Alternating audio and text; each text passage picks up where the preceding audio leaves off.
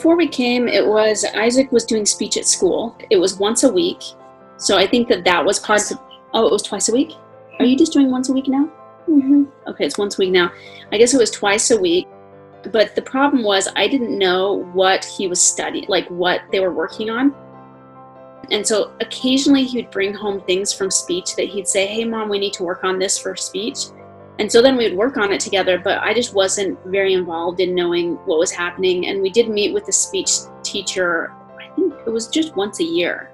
So it was very rarely did we meet with them. So there was just not a lot, and I didn't even have their email. There was like, there's no close contact with them. And in fact, his first speech teacher was really good, and she had made fun games and stuff. But then the second teacher, you really like him too, right? Mm-hmm. I just didn't feel like he was as good, and that's who he is right now. But Isaac really likes him, so he doesn't like that I'm saying that. But and so that's just been the experience. That it was just once to twice a week. Now it's once a week, but I just wasn't involved. I don't know what he's. Yeah, it's hard. They have high caseloads, and you're in groups, so like a lot of times you divide the time. Yep, exactly. So it's like he did say a couple times that they were working on S's, and he doesn't have a problem with S's, but that was the whole speech was on the S's because some other students needed that. So sometimes it wasn't even helpful for him at all.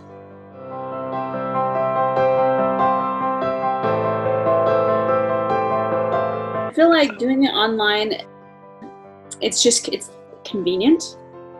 And so, I mean, we've been traveling. I don't know if you even realize that there's been a couple times we haven't even been at home when we've done. No, I didn't notice that. We've been in different locations. So it's just really nice that no matter where we're at, we can continue to make progress and meet.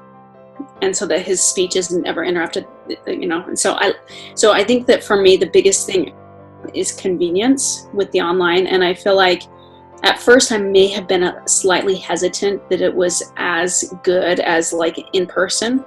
But I would say after the first time, my concerns were completely appeased with that. Right. That I felt like you were able to meet with him as much, and like I feel like it was just as valuable as meeting in person with the convenience of not having to drive anywhere and be able to. And kids are even the young kids I work with, preschoolers, 3-year-olds, they'll be waving. Like, I don't think the technology is as big a deal for the kids as it is for us. Yeah. Like it's just accepted now. They're used to FaceTiming on the phone. Yep.